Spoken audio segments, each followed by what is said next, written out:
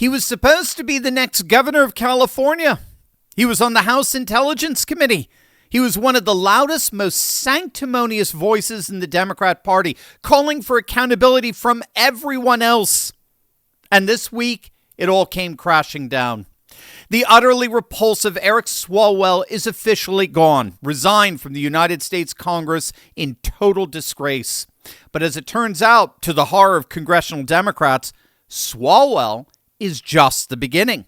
Because what's been quietly building behind the scenes is a scandal wave so large, so wide, that it's even now threatening to reshape the entire House of Representatives. Make sure to stick them to the very end of this video, because we're about to find out exactly what's happening here, why it's happening now, and why a political earthquake is about to decimate the halls of Congress. Hey gang, it's me, Dr. Steve, your Patriot Professor, here to help you make sense of the madness with breaking news and analysis you're not going to get anywhere else. So you know what to do. Make sure to smack that bell and subscribe button. It really was the very definition of poetic justice. For the past 13 years, California Representative Eric Swalwell has been spewing his left-wing BS before the fawning cameras of the legacy media, a compulsive liar who spent his entire career, his now short-lived career, holding others accountable for the very sins, as it turns out, that he was committing. What are the chances that 3 or 4 women independently who never met each other would have similar experiences with one person? So either, Ari, this person committed these horrific acts, or he is the single unluckiest person in the world for these people to conspire and make up lies against him. But it's a very hard case to make, right, the more allegations that come in. And even the counter example. 216. I was the 216th person to sign the Epstein petition to release all of the files and finally bring justice for these victims. So we're just 2 away. 2 more members sign it, and we are on our road to justice. I was proud to do it as a former prosecutor, as somebody who has spent my time in Congress working to stand up for the rights of victims. And now I'm calling on my Republican colleagues. This is not about red team versus blue team. This is about sexual assault victims who deserve justice. Do the right thing. Go sign that petition. To me, if you're going to run around our state masked and not showing yourself, not showing ID, and terrorize women, then you should not have a driver license. The governor has the power to grant driver's license in any state, and I call it reveal to wheel. If you're going to go into our communities in a way that no other law enforcement agency does, masked and, as I said, as a terrorizing bandit that women are afraid of, then the governor should revoke your driver license and really go on offense and restrict your ability to harm people. So there you have it. It looks like Swalwell will himself be having to call Uber from now on, given that his own standards require that his own driver's license be taken away from him. As I'm sure many of you know, a number of women have come forward and accused Swalwell of sexual assault, particularly former staffers. A former intern, 21 years old at the time, alleged that Swalwell first assaulted her in September 2019 inside his congressional office. She further alleged a second assault in April 2024 after a charity gala in New York City, claiming she was too intoxicated to consent and woke up naked in his hotel room the following morning. CNN's separate investigation identified 3 additional women reporting a near-identical pattern, escalating sexually explicit text messages, unsolicited explicit photos, and unwanted physical contact or assault. His own senior staffers released a joint public statement distancing themselves from Swalwell and standing with the accusers. The Manhattan DA's office opened an official investigation and encouraged additional survivors to come forward. And as a result, Swalwell's political career effectively imploded. He's dropped out of the California governor's race, and he's now officially resigned his congressional seat. But what more and more commentators are openly talking about today is that this behavior on the part of Swalwell has been nothing less than the worst kept secret in Washington for years. For years, this was whispered about on the campaign trail. For years, everyone inside the Beltway knew Eric Swalwell was not the man he presented himself to be in front of the cameras. Remember, this is the same Eric Swalwell who had an affair with a Chinese communist spy named Christine Fang, right? Fang. Nobody held him accountable. The Democrat establishment knew exactly who Eric Swalwell was. They knew the repeated allegations, the patterns of behavior that haunted him for years. They always knew about Eric Swalwell, and yet the party played right along with his hypocrisy. Both party and politician played the role of advocates for women. They together parroted "believe all women" in front of the legacy media cameras. They claimed to be the champions of women's rights and equality. But that was all predicated on Swalwell being useful to the Democrat establishment. As long as he remained a critical asset for growing and maintaining their power, the establishment made sure nobody else found out this very concerning pattern of behavior. But then Swalwell jumped into the California governor's race in November of last year and immediately started fracturing an already crowded Democrat field. Too many viable candidates, not enough oxygen. And Swalwell was eating into exactly the donor base and voter coalition that establishment Democrats had already quietly promised to someone else. And that is when the calculus changed. And Victor Davis Hanson was actually talking about this the other day. It was quite brilliant. I think this is critical to get. Is Swalwell jumped into that gubernatorial race and then began running away with it, leading by double digits, 10, 15 points. These allegations wouldn't have surfaced. They'd still be buried as of today. They'd still be whispered about in green rooms and donor dinners, still safely contained behind NDAs and knowing smiles.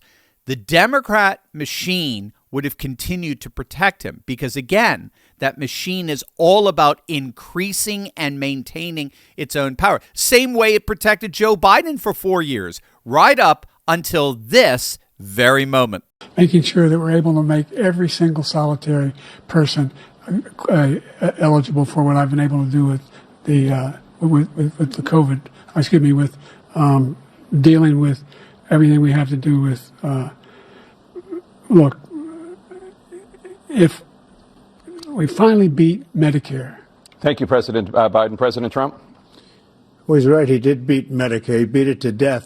But first, gang, stories on social media are drawing attention to the rise of colorectal cancer among young adults. Since 2005, colorectal cancer deaths have increased in people under 50.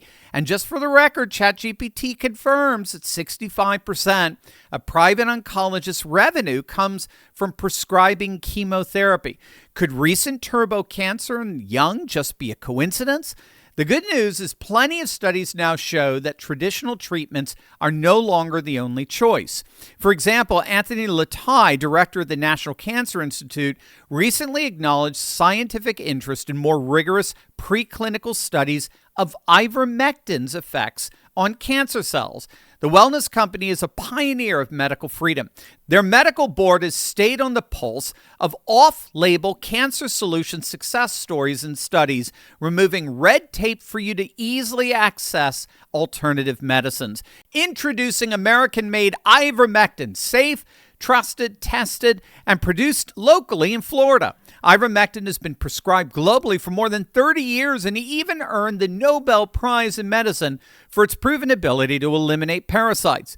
The wellness company is offering an 18 milligram dose for just $3.50 per tablet. You get a 6-month supply of 84 tablets, all at an unbeatable price. Get your U.S.-made ivermectin and own your health. Click on that link below or go to twc.health/Turley and use code Turley to save $45 off plus free shipping. Is it fair enough? Yeah, I was going to say fair to say you're mad. I mean, mad? Yeah. I am no longer a Democrat. I'm now a libertarian Republican because that's what a blue dog Democrat used to be. Okay? Mm-hmm. It's called executing, being accountable, enforcing, respect, responsibility, and results. Knowing what your job description is. Delivering results. Unifying. making this country great. The great brand we have, okay? Or we used to.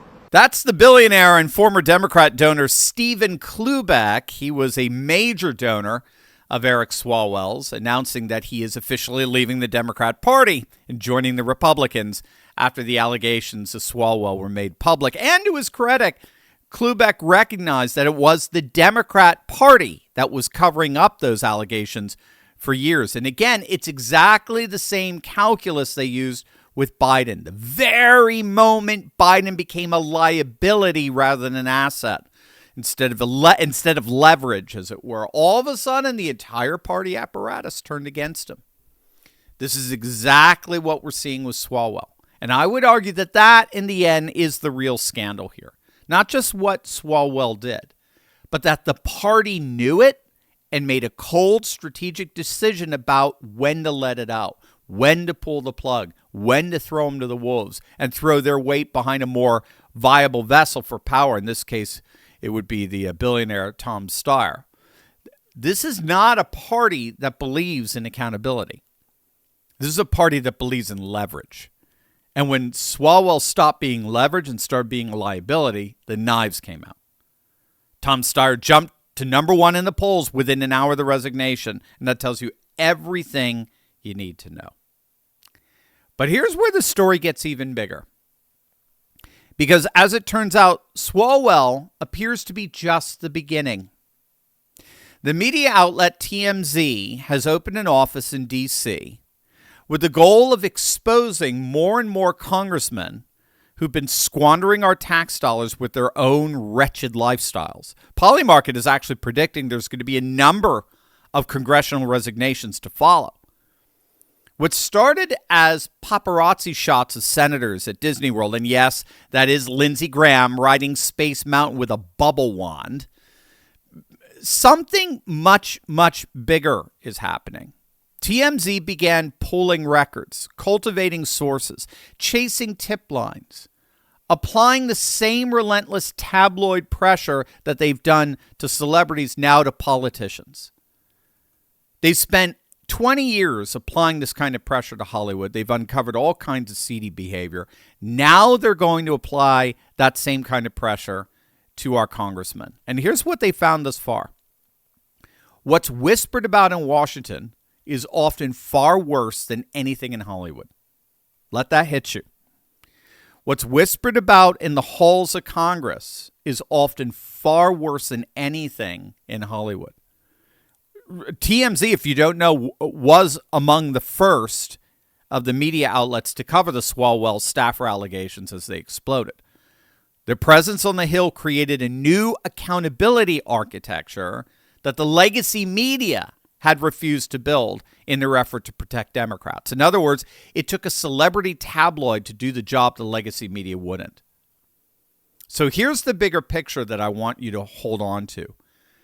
We're watching in real time the collapse of the insulated political class. We're watching the collapse of the insulated political class. For decades, Washington operated by its own rules.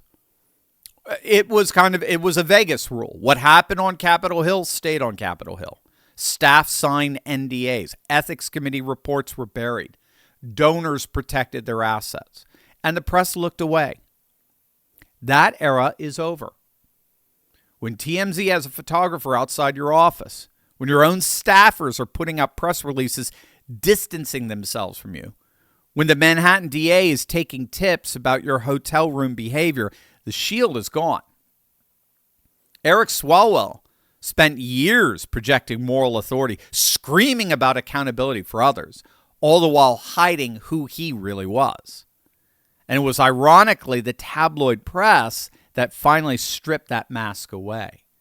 Now he's gone. And the question that remains is who's next? Love the channel? You'll love Patriot Alerts even more. Free daily news and my weekly wrap-up straight to your inbox. Sign up for free by scanning the QR code below.